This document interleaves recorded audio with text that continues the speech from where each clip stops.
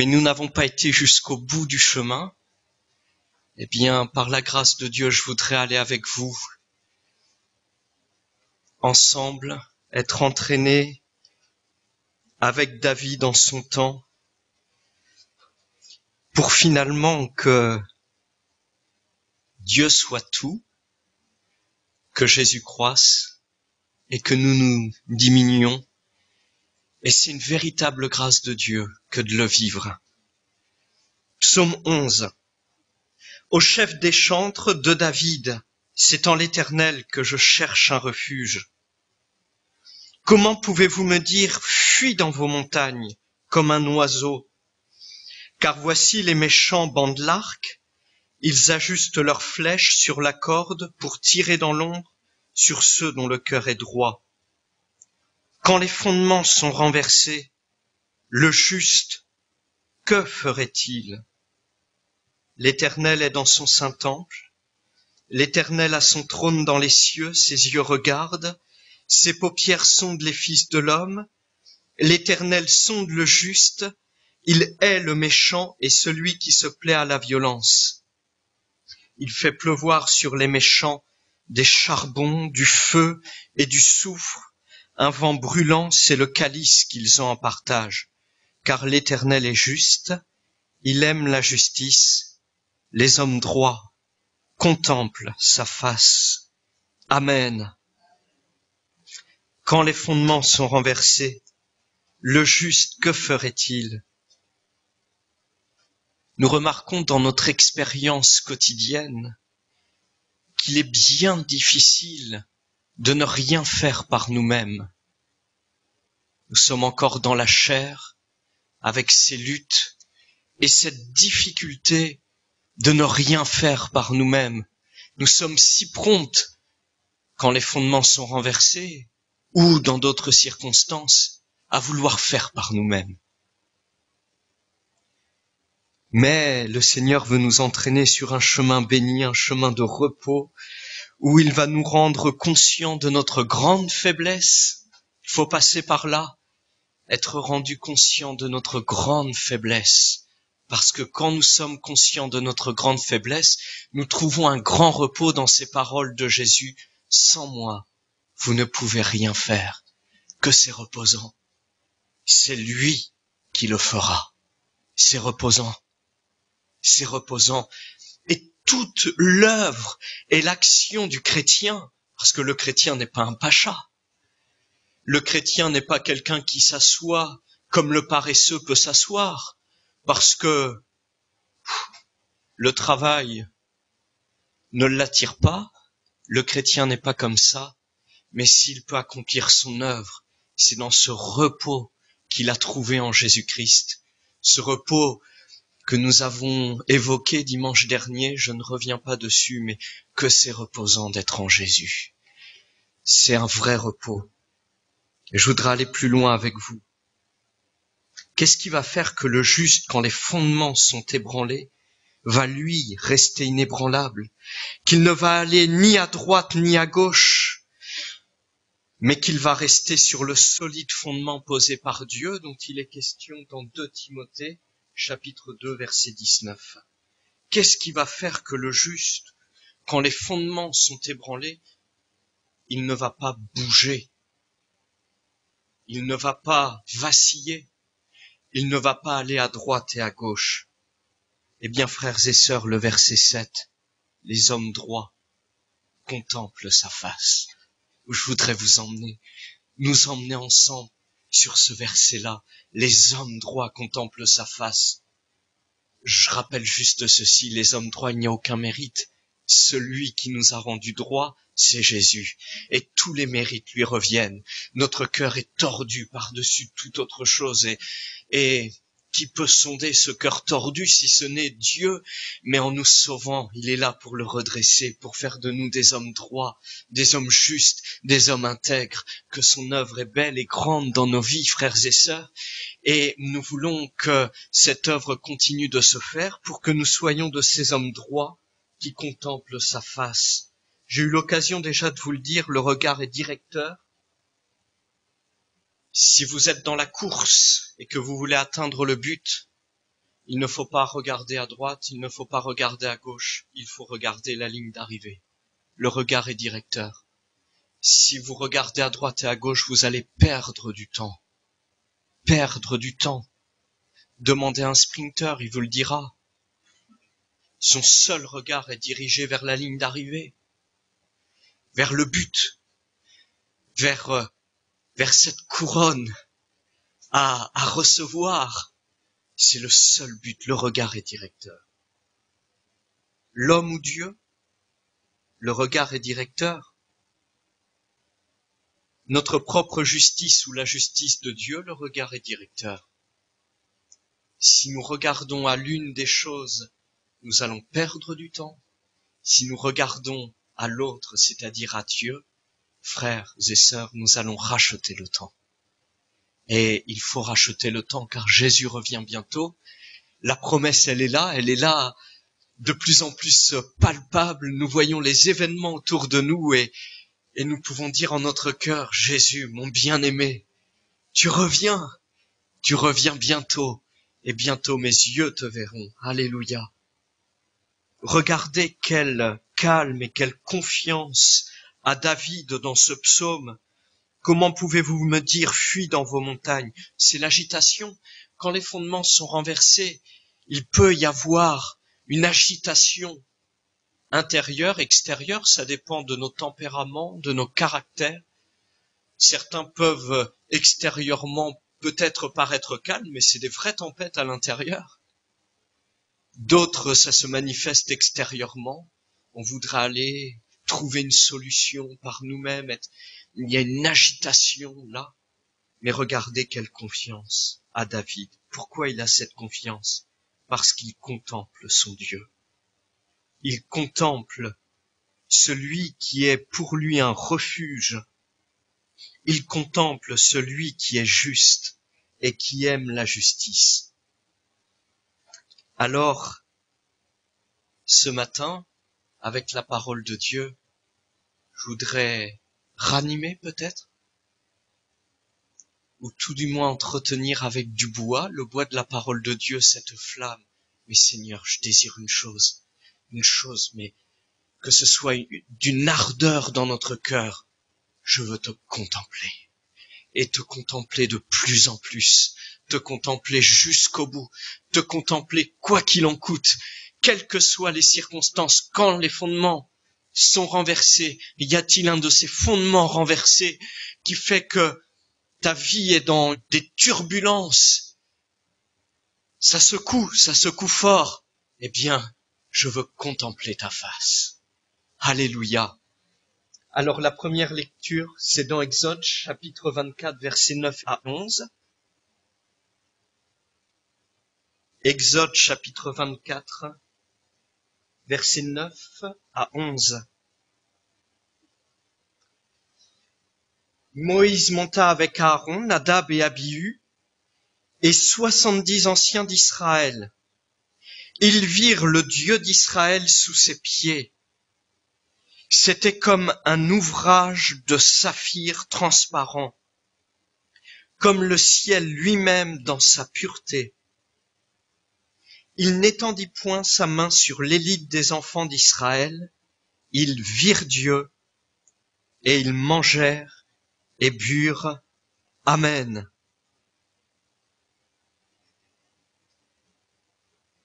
C'est l'élite qui est là sur la montagne, c'est 70 hommes, littéralement des privilégiés. Ce sont des privilégiés. Vous trouvez peut-être ça injuste, mais c'est comme ça. Il y a des privilégiés.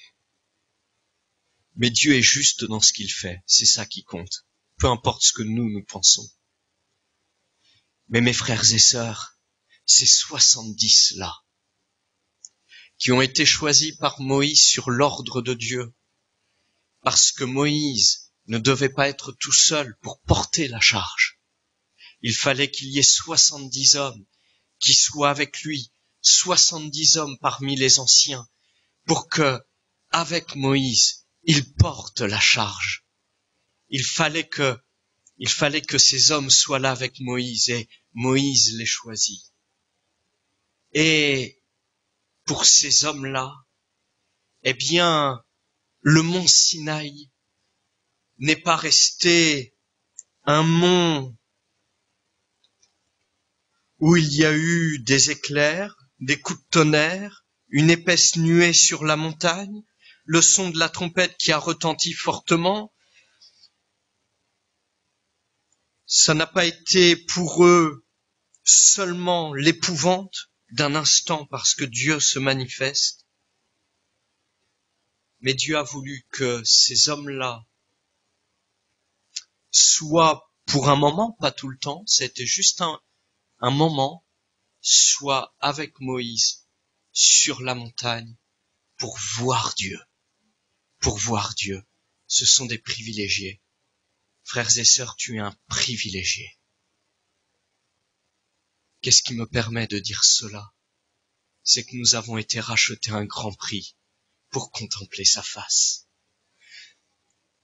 Dans la volonté de Dieu, ceux qu'il rachète, il ne les destine pas à seulement voir de loin, mais il veut les emmener dans cette intimité des privilégiés, ceux qui ont le privilège de regarder, de contempler, de voir ce qu'est Dieu, ce qu'il est, pas de loin, mais s'approcher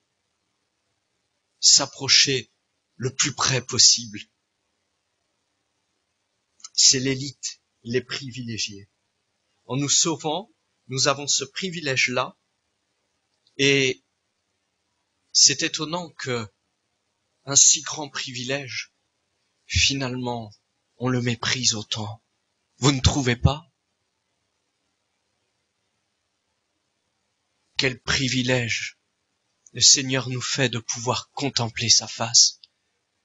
Mais est-ce qu'on ne méprise pas ce privilège? Nous sommes à autre chose. Et nous passons si peu de temps à jouir, à bénéficier, à profiter, puisque Dieu ne veut que cela, c'est que nous profitions de ce privilège, contempler sa face, admirer ses splendeurs, admirer sa personne. Ah, frères et sœurs, que si nous avons négligé ce privilège, ce matin nous puissions redire, mais Seigneur, c'est vrai qu'en me sauvant, tu me fais ce grand privilège de pouvoir faire partie des adorateurs, de ceux qui peuvent contempler le Seigneur, de ceux qui ont les yeux ouverts, les yeux du cœur, pas nos yeux de chair.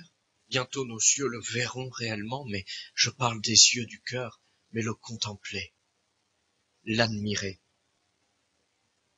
La deuxième chose que je retire de ce passage, c'est que il y a deux étapes chez ces 70 anciens. C'est que la première, c'est qu'ils ont vu le Dieu d'Israël, et la deuxième étape, c'est qu'ils ont vu Dieu. Alors, dans nos traductions, vous ne verrez pas de différence, mais il y en a une. La première étape, c'est qu'ils ont regardé.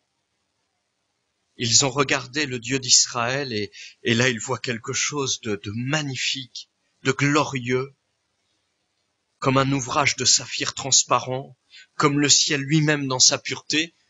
On sent bien que les mots sont limités, le vocabulaire est limité, et c'est tellement plus glorieux, c'est comme, mais s'il existait quelque chose d'encore plus glorieux sur la terre, on aurait pris cette image-là. C'est magnifique, ils regardent, ils sont étonnés, et là je pense qu'ils sont marqués, ces hommes-là, ils regardent. Mais après, ils vont contempler. Il y a une distinction, ils regardent, et après ils contemplent. On peut regarder, lire sa Bible, être étonné, même être émerveillé, mais ne pas contempler. Mais le Seigneur veut que nous regardions et que nous contemplions. C'est quoi la nuance? Contempler, c'est prendre le temps d'apprécier. Tu regardes, mais est-ce que tu as pris le temps d'apprécier? Est-ce que tu t'es posé? pour là saisir, vraiment apprécier tout ce qu'est Dieu pour ta vie, tout ce qu'il est dans le ciel, tout ce qu'a été Jésus sur la terre, toute l'œuvre du Seigneur, des temps anciens, avant la fondation du monde, jusqu'au temps éternel, au siècle des siècles. Il y a de quoi contempler, de quoi apprécier. On peut regarder, mais ne pas prendre le temps d'apprécier. Alors, il faut plus que regarder, prendre le temps. Prendre le temps, c'est un gros problème aujourd'hui, mais il faut prendre le temps pour user de ce privilège. Frères et sœurs, rachetons le temps. Je vous ai dit, le regard est directeur, mais prenons le temps de contempler, d'apprécier. C'est aller dans le détail pour ne rien manquer. Dieu se révèle au travers des Écritures par le Saint-Esprit. Eh bien, que Dieu nous donne d'aller dans le détail. Et dans le détail se cachent des pépites merveilleuses, glorieuses, qui sauront réjouir votre cœur.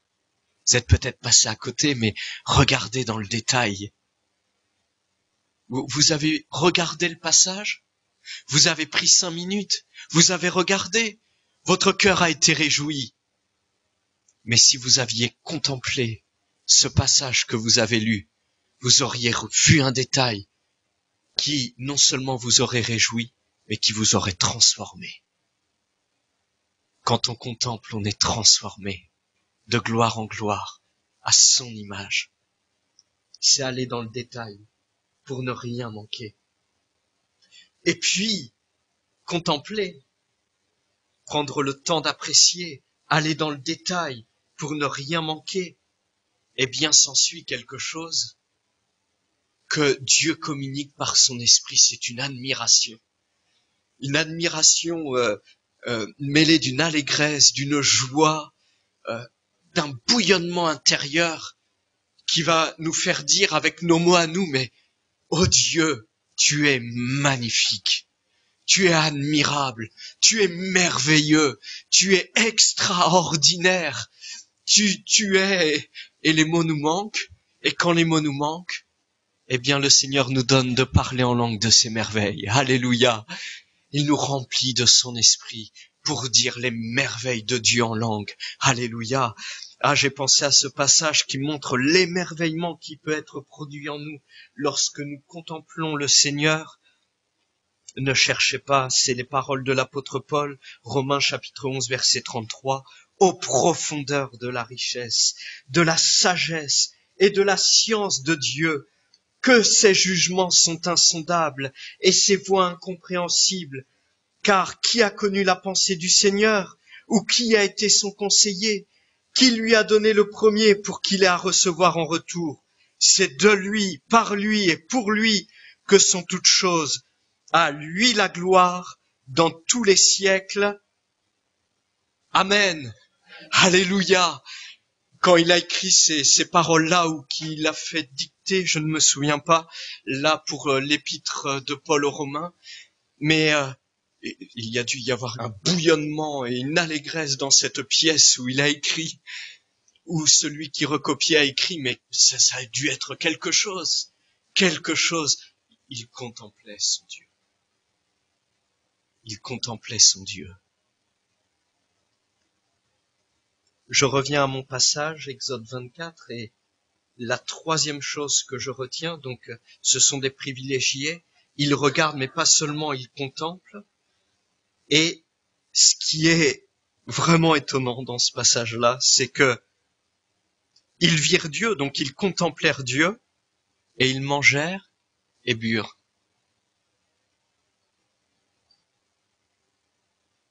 Contempler Dieu ne fait pas de nous des rêveurs. Quand on contemple Dieu, on continue à manger et à boire. Oh, quelle sagesse il a le Seigneur. Il connaît nos excès à nous. Il connaît nos travers. Ils virent Dieu et allez vous installer. Manger et boire. Les Les 2 pieds sont sur terre, mais quand ils ont mangé et bu, ils ont continué de contempler, de cette contemplation intérieure. Quel repas! Mais mes frères et sœurs, nous ne sommes pas des rêveurs. Contempler ne fera jamais de nous des rêveurs. Et d'ailleurs, j'ai remarqué que les rêveurs sont centrés sur eux. Parce que ce qui est au centre de leur rêverie, c'est eux et ce qu'ils peuvent faire pour Dieu. Mais quand on contemple Dieu, on s'efface. On garde bien les pieds sur terre. Nous savons ce que nous sommes. Nous savons que nous avons encore besoin de manger, de boire et de dormir. Nous savons que nous avons besoin de travailler, que nous avons besoin de gagner un peu d'argent pour que nous puissions vivre et faire vivre notre foyer. Mais les 2 ne sont pas incompatibles. Les 2 pieds sur terre, mais un cœur qui contemple Dieu. Alléluia. Et la 4e chose, pour ce passage-là, après nous en lirons d'autres, Nadab et Abihu sont de la partie. Et oui, Nadab et Abihu sont de la partie. Alors, vous qui ne connaissez pas trop votre Bible, vous ne savez peut-être pas qui sont ces hommes-là. Lévitique chapitre 10, vous relirez. Nadab et Abihu, les fils d'Aaron, étaient là pour le service. Ils avaient besoin, pour porter la charge et accomplir leur service, de contempler Dieu. C'est pour cela qu'ils sont là aussi sur cette montagne. Mais ce que je retiens, après je passe rapidement pour ceux qui ne connaissent pas trop, mais Nadab et Abihu, à un moment donné, vont offrir des parfums étrangers. Ce qui a fortement déplu à Dieu, fortement. Et ils sont morts. Ils sont morts. Mais quand ils ont offert les parfums étrangers, ils n'étaient plus en train de contempler Dieu. Ils étaient là, centrés sur eux et ce qu'on peut faire pour Dieu. Qu'est-ce qu'on va faire pour Dieu? On peut en faire des choses pour Dieu, mais ce qui compte, c'est selon Dieu. Et si nous voulons être sûrs de faire selon Dieu, il faut que nous contemplions notre Dieu pour saisir tout ce qu'il est, pour saisir ses voies, pour connaître ses principes, pour le connaître tel qu'il est vraiment. Et alors, ça nous gardera d'être des Nadab et Abihu, parce qu'ils ont contemplé un moment. Mais ce que Dieu veut pour nos vies, ce n'est pas que nous contemplions un moment, que nous soyons des chrétiens qui allons vivre une bonne expérience à un moment. Tiens, nous allons à tel endroit, on va vivre une bonne expérience avec le Seigneur. Moi, je crois plus à ces choses-là. Les meilleures expériences que je fais avec le Seigneur, c'est mon lieu secret.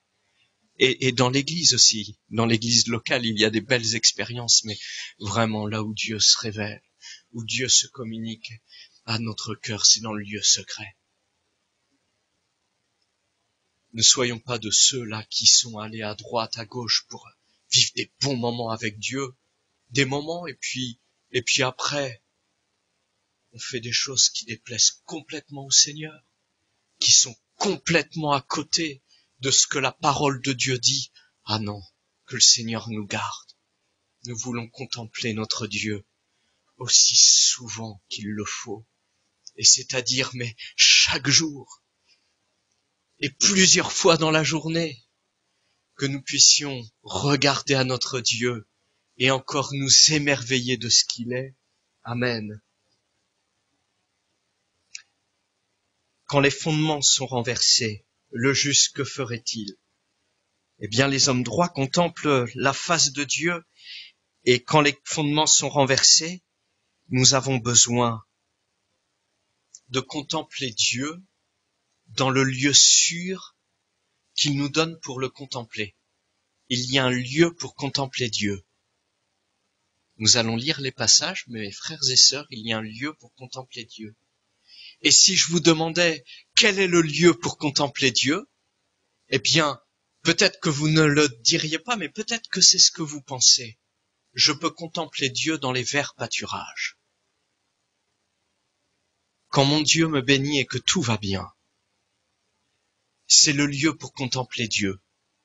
Bien, on va lire ensemble, mais non, ce n'est pas le lieu que Dieu a choisi pour le contempler. Je ne dis pas que dans les verts pâturages nous ne contemplons pas Dieu, mais le lieu pour contempler Dieu. Psaume 63, verset 1er.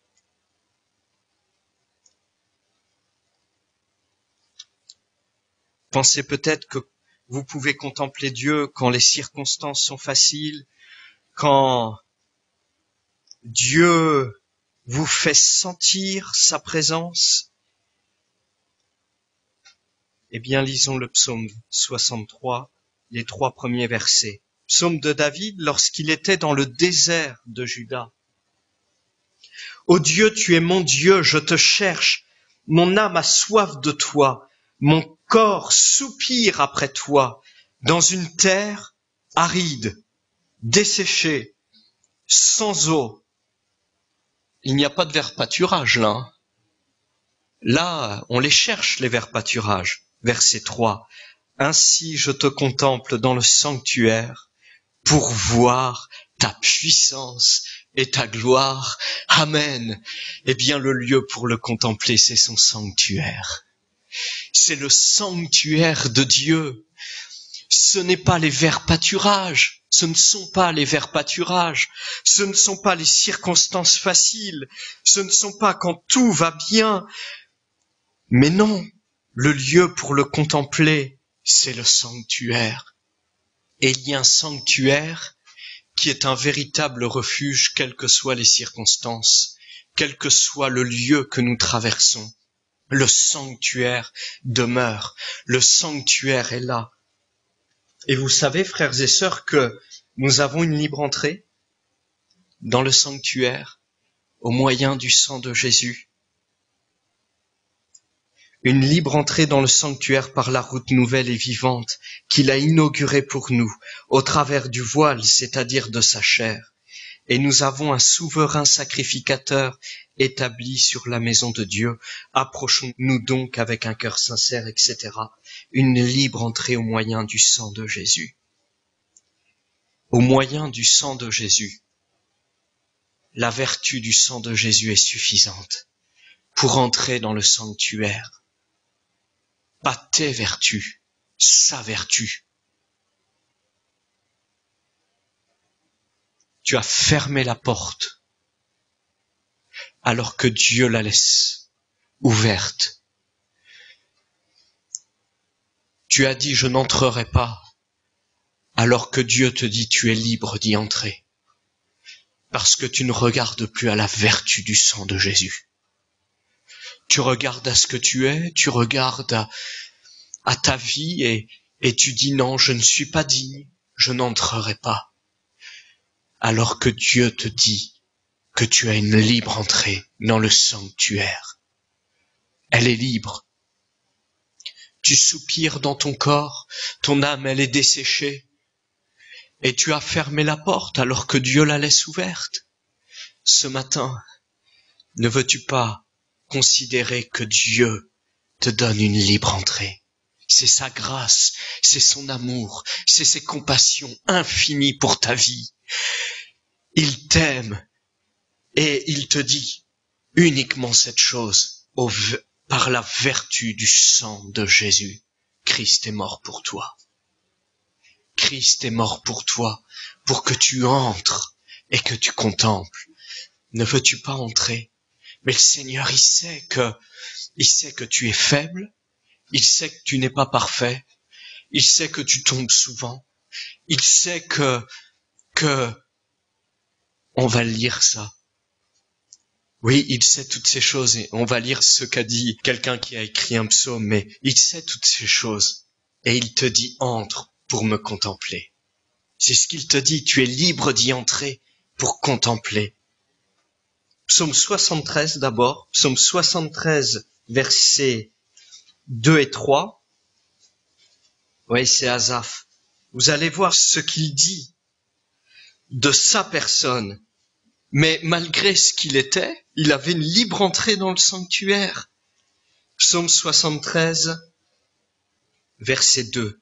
Toutefois, mon pied allait fléchir, mais pas été sur le point de glisser, car je portais envie aux insensés en voyant le bonheur des méchants. Allons, verset 16. Quand j'ai réfléchi là-dessus pour m'éclairer, la difficulté fut grande à mes yeux, jusqu'à ce que j'ai pénétré dans les sanctuaires de Dieu et que j'ai pris garde au sort final des méchants. Et là, tout bascule. Il entre dans le sanctuaire et tout bascule. Pourquoi? Parce qu'il ne regarde plus à ce qui est sur la terre, mais il regarde à Dieu. Et c'est au verset 21 et 22, lorsque mon cœur s'aigrissait et que je me sentais percé dans les entrailles, j'étais stupide et sans intelligence. J'étais à ton égard comme les bêtes. Cependant, je suis toujours avec toi. Tu m'as saisi la main droite. Alléluia. Et puis après, il va conclure, pour moi, m'approcher de Dieu, c'est mon bien. Alléluia. Le stupide et le sans intelligence. Tu es stupide, tu es sans intelligence, mais moi, je me mets avec Asaph sans problème. Combien de fois j'ai été stupide et sans intelligence? Je n'ai pas été dans le sanctuaire alors que l'entrée était libre. Alors là, mon pied glissait, mon pied chancelait. Et là, mais alors ça allait être fini pour ma vie. Oh, le Seigneur, il est là. Il nous saisit par sa main droite. Elle est forte, sa main. Allez, viens dans le sanctuaire. Viens. Jésus a tout accompli. Jésus est mort sur la croix. Il a triomphé à la croix pour que les stupides et les sans intelligence ne s'égarent pas, mais qu'ils retrouvent la route du sanctuaire. Et alors, quand nous sommes dans le sanctuaire pour contempler qui est notre Dieu, nous pouvons dire ces paroles, m'approcher de Dieu, c'est mon bien. Alléluia, c'est ton bien, mon frère, c'est ton bien, ma sœur, quand les fondements sont renversés, quand ton corps, là, soupire, quand ton âme est desséchée, m'approcher de Dieu, c'est mon bien. Ne veux-tu pas le dire et entrer dans le sanctuaire? Ah, que le Seigneur est bon, qu'il est merveilleux. Psaume 27, verset 3. Le lieu pour contempler. Psaume 27, verset 3. Si une armée se campait contre moi, mon cœur n'aurait aucune crainte. Si une guerre s'élevait contre moi, je serais malgré cela plein de confiance. Pourquoi? Pourquoi? Verset 4, je demande à l'Éternel une chose, que je désire ardemment. Je voudrais habiter toute ma vie dans la maison de l'Éternel, pour contempler la magnificence de l'Éternel et pour admirer son temple, car il me protégera dans son tabernacle au jour du malheur. Il me cachera sous l'abri de sa tente. Il m'élèvera sur un rocher. Alléluia. Ah, conduis-moi sur le rocher que je ne puis atteindre. Parfois, il est loin, ce rocher. Il nous semble si loin. Et le Seigneur, il est là pour nous placer sur son rocher. C'est Jésus. Le rocher des siècles. Alléluia. Il y en a des armées qui campent contre nous. L'armée du doute, l'armée des angoisses, l'armée des souffrances.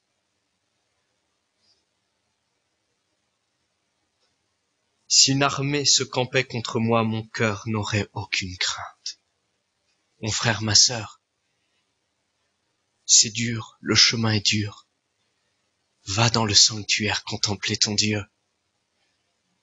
Et là, les angoisses, le doute, les incompréhensions, les questions vont laisser place à la confiance.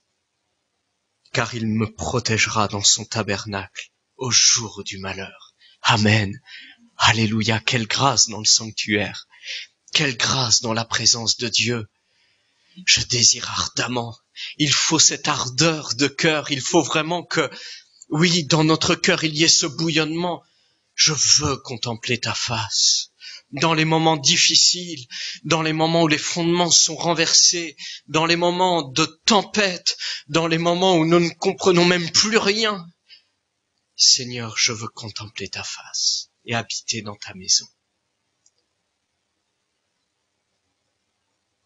Et pour conclure,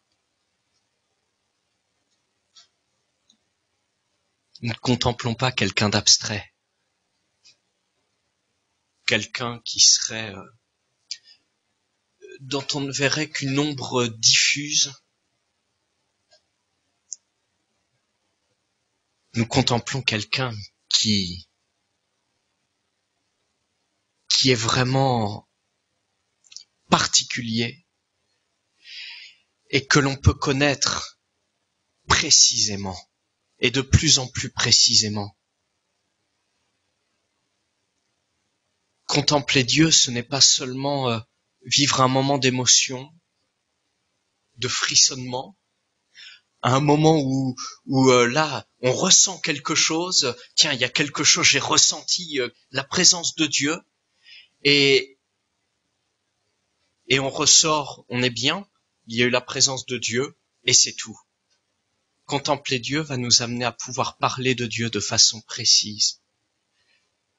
De façon vraiment, voilà, Dieu il est ma protection, il est fidèle, il est celui qui me dirige de façon précise, il est celui qui tient toutes choses dans ses mains. Voilà, je ne vais pas vous dire toutes les qualités de Dieu, mais vous comprenez, c'est ça, contempler Dieu, c'est pouvoir sortir de ces moments de présence avec Dieu et dire, Dieu, il est ceci pour moi.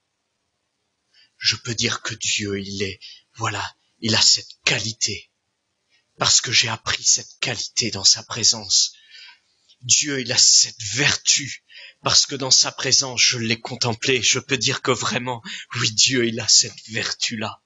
Vous comprenez, frères et sœurs, ce n'est pas quelque chose là. Je voudrais vous dire que, mais contempler Dieu, mais s'il n'y a aucun ressenti, si nous sommes sur cette terre desséchée et aride, mais nous pouvons contempler Dieu.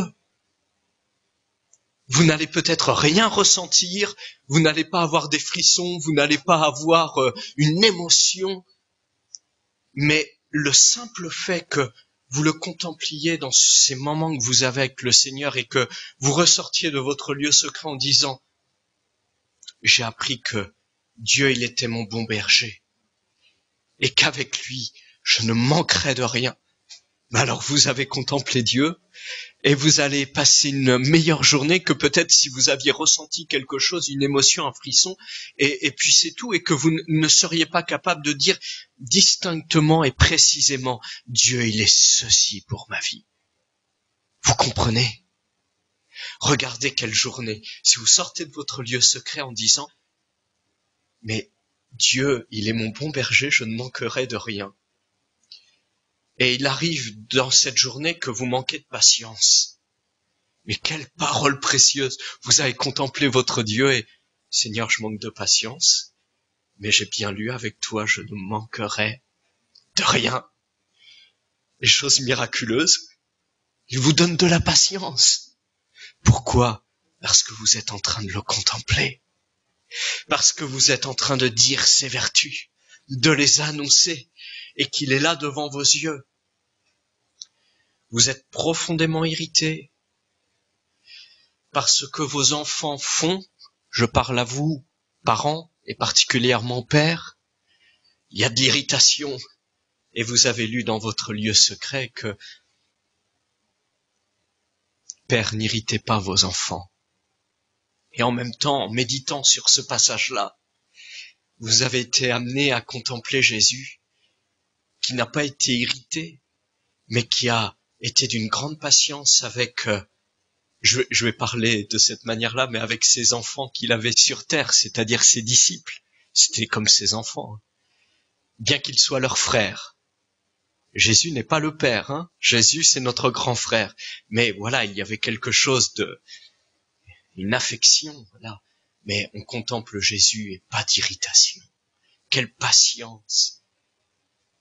Et voilà que, en contemplant qui est Jésus, sa personne, eh bien, vous, chef du foyer, et je m'inclus dedans, eh bien, voilà, l'irritation laisse place à cet amour, à cette tendresse, à cette patience pour ces enfants que nous aimons, mais qui nous éprouvent bien des fois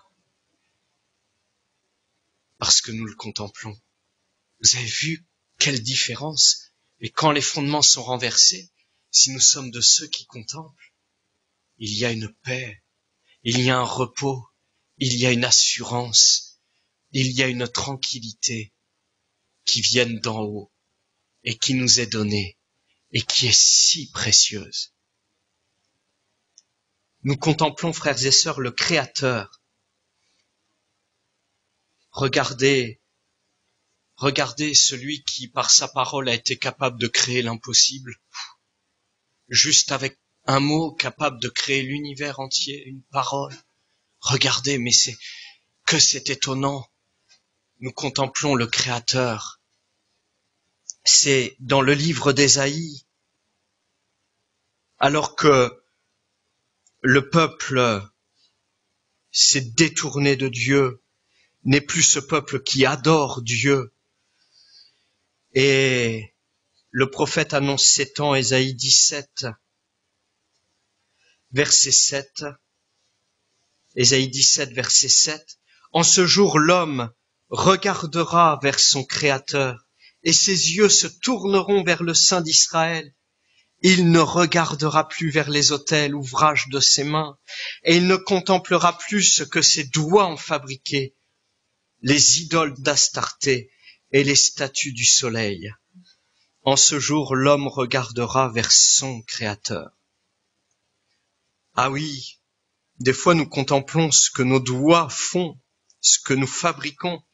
Nous contemplons nos œuvres, même des œuvres pour Dieu.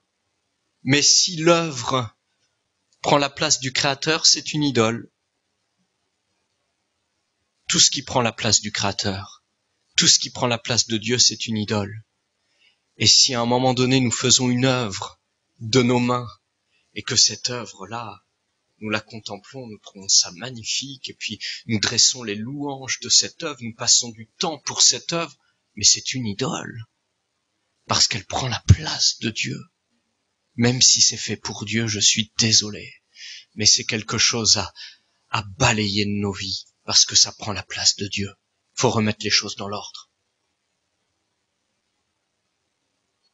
C'est lui, le Créateur, et c'est lui qui doit avoir la primeur de créer dans notre vie toutes choses, parce que c'est de lui, par lui et pour lui que sont toutes choses, et le reste, eh bien, ça sera consumé par le feu, parce que il ne restera qu'une œuvre, celle de Jésus.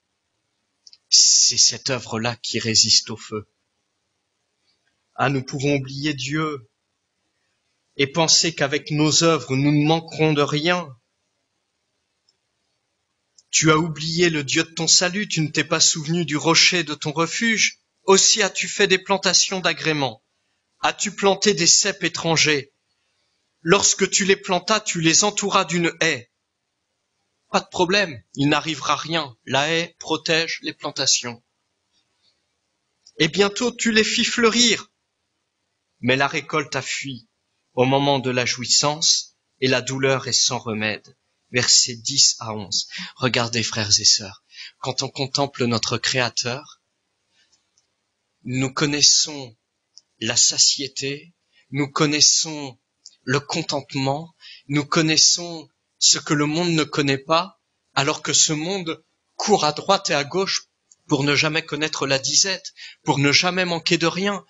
Mais à un moment donné, même si nous manquons de quelque chose, je ne reviens pas sur le fait qu'il y a un bon berger, mais Jésus a dit, ne vous inquiétez de rien. Ne vous inquiétez de rien. Quand on contemple le Seigneur, l'inquiétude laisse place à la confiance.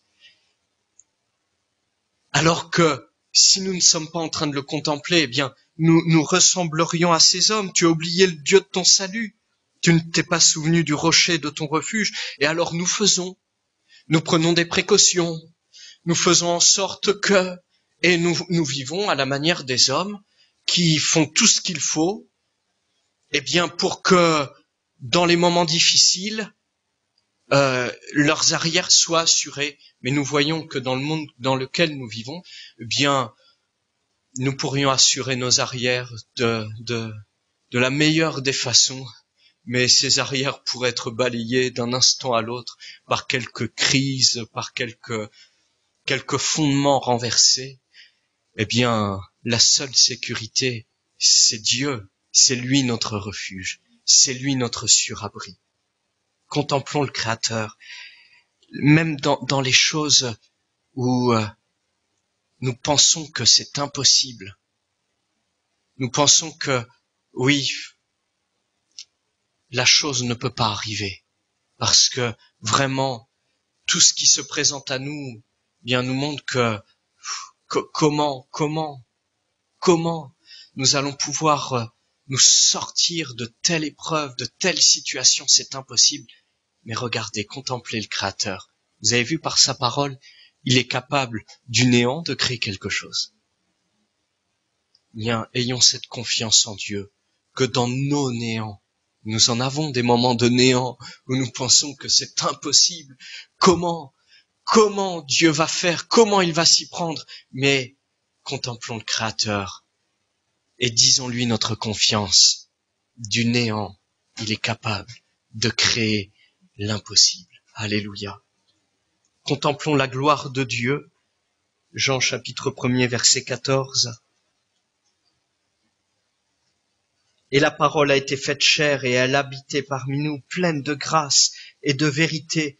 Et nous avons contemplé sa gloire, une gloire comme la gloire du Fils unique venu du Père. Ah oui, c'est vraiment la gloire de Jésus que les disciples ont contemplé. Cette parole faite chair, cette parole qui a habité parmi eux, pleine de grâce et de vérité. Nous avons contemplé sa gloire. La gloire de Dieu, ce qui a du poids, de la valeur.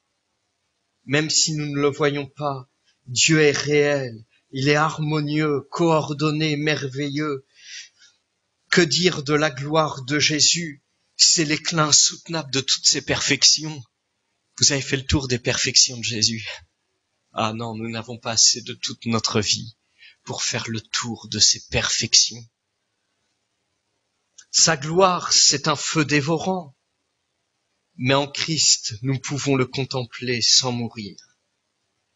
Parce que ce feu dévorant ne nous fera pas périr, mais il nous rendra meilleurs.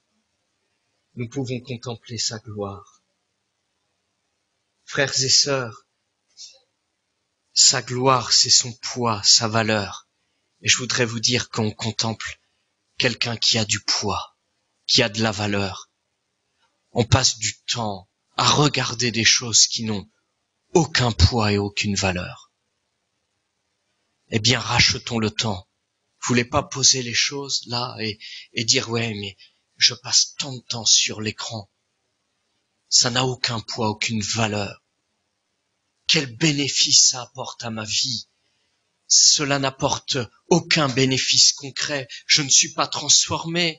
Dieu n'est pas, après tous ces temps passés devant l'écran, devant ces choses qui n'ont si peu de valeur, mais c'est toujours ce désert sec. C'est toujours là, oui, le vide dans le cœur. Laissons ces choses. Je voudrais vraiment vous attirer ce matin pour le contempler lui. Vraiment, quand nous passons du temps à le contempler, alors il y a du poids, de la valeur. Nous regardons Dieu et oui, il a de plus en plus d'importance et cette importance se traduit dans nos vies, dans cette crainte de Dieu. Nous marchons avec ce poids, mais pas un fardeau lourd et léger, mais avec ce poids de gloire. Dieu, c'est quelqu'un d'important, de valeur. Je fais attention à ma vie, parce que je contemple celui qui a vraiment une grande valeur. Et enfin, et vraiment enfin, et je vais passer rapidement, mais contempler le Créateur, contempler la gloire de Dieu, c'est magnifique déjà, mais il y a quelque chose qui peut nous rendre vraiment inébranlables. quand nous contemplons Dieu et quand nous contemplons Jésus, c'est Hébreux chapitre 11, verset 24. Et je conclus avec vous par ces versets-là. Et en méditant sur ce passage-là, je me suis fait cette réflexion, mais elle a été là la différence entre Moïse et Nadab et Abihu. Je crois qu'ils n'ont pas contemplé tout à fait la même chose. Et Moïse était plus loin dans ce qu'il a contemplé que Nadab et Abihu. Verset 24, c'est par la foi que Moïse, devenu grand, refusa d'être appelé fils de la fille de Pharaon. Il préféra être maltraité avec le peuple de Dieu plutôt que d'avoir pour un temps la jouissance du péché. Il regarda l'opprobre de Christ comme une richesse plus grande que les trésors de l'Égypte, car il avait les yeux fixés sur la rémunération. C'est par la foi qu'il quitta l'Égypte sans être effrayé de la colère du roi, car il se montra ferme, comme voyant celui qui est invisible. Amen. Quelqu'un dira, mais si Moïse a refusé, si Moïse a préféré, si Moïse a su affronter la colère du pharaon d'Égypte, certains diront, mais c'est parce qu'il y avait une force morale, il avait de la volonté. Bien moi je crois, en lisant ces versets, que s'il a pu affronter toutes ces choses, c'est parce qu'il a beaucoup contemplé. Les hommes droits contemplent sa face. Tu penses que pour affronter les fondements renversés, pour vivre dans ce monde si dur, il va te falloir de la force morale, il va te falloir de la volonté. Et moi je te dis, il faut que tu contemples. Laisse ces appuis qui sont des appuis humains, parce que tu es en train de regarder à toi-même, qui peut avoir suffisamment de force morale et de volonté pour affronter l'esprit de l'Antichrist. Et personne. Mais par contre, je crois que nous pouvons affronter l'esprit de l'Antichrist en restant posés sur le fondement, en contemplant. En contemplant ce qu'a contemplé Moïse. Il l'a contemplé alors que ce n'était pas encore quelque chose qui était là, présent. Il a contemplé l'opprobre de Christ. Il a contemplé de loin ce que nous pouvons contempler de près. Jésus est mort sur la croix. Jésus a souffert la honte, l'ignominie. Jésus a connu une forte opposition de la part des pécheurs et l'opprobre de Christ a été là. Et ça a été une richesse plus grande. Eh bien, frères et sœurs, la croix de Christ, c'est notre richesse. C'est une richesse plus grande. C'est une richesse qui fait que, oui, nous allons préférer être avec Jésus, ce qui est de loin le meilleur, être avec lui dans le ciel, mais c'est le meilleur déjà sur la terre, frères et sœurs. Une richesse plus grande, la croix de Christ. Jésus a tout accompli pour moi sur la croix. Quelle opposition, quelle honte, quelle ignominie, mais je regarde ce que Jésus a accompli pour que je sois sauvé, pour que je sois avec lui, pour que je fasse partie des privilégiés. Et quel encouragement, Seigneur, si tu as pu traverser toutes ces choses, tu seras là pour les traverser avec moi. Si tu es mort sur la croix, si tu as subi la honte, le rejet des hommes, mais tu vas être là avec moi. Et tu vas me donner quelque chose de la croix pour que je supporte le rejet, que je supporte la honte, que je supporte ces brimades, ces hommes qui ne veulent pas entendre parler de Jésus, et même des chrétiens qui ne veulent rien de la croix, qui ont juste le titre, mais qui ne veulent qu'une chose, c'est faire la fête, le divertissement, et nous marchons, et voilà, la croix de Jésus est devant nos yeux. Cette croix, elle nous est chère. Cette croix est celle qui va nous faire tenir debout jusqu'à la fin.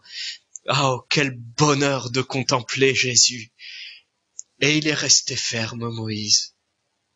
Il avait les yeux fixés sur la rémunération, être avec Jésus dans le ciel, contempler l'agneau immolé, contempler celui qui a eu les mains percées pour que je sois sauvé. Alléluia. Ah, je l'aime, ce sauveur. Vous ne voulez pas avec moi l'aimer de tout votre cœur, lui dire encore et peut-être tout à nouveau, Seigneur, je ne t'ai plus contemplé depuis si longtemps, mais ce matin je veux contempler ta face. Ce matin, je veux retrouver le sanctuaire. Ce matin, je veux faire partie tout à nouveau des adorateurs. J'ai été là, oui, comme aveuglé, comme le psalmiste. Mon pied allait glisser. Je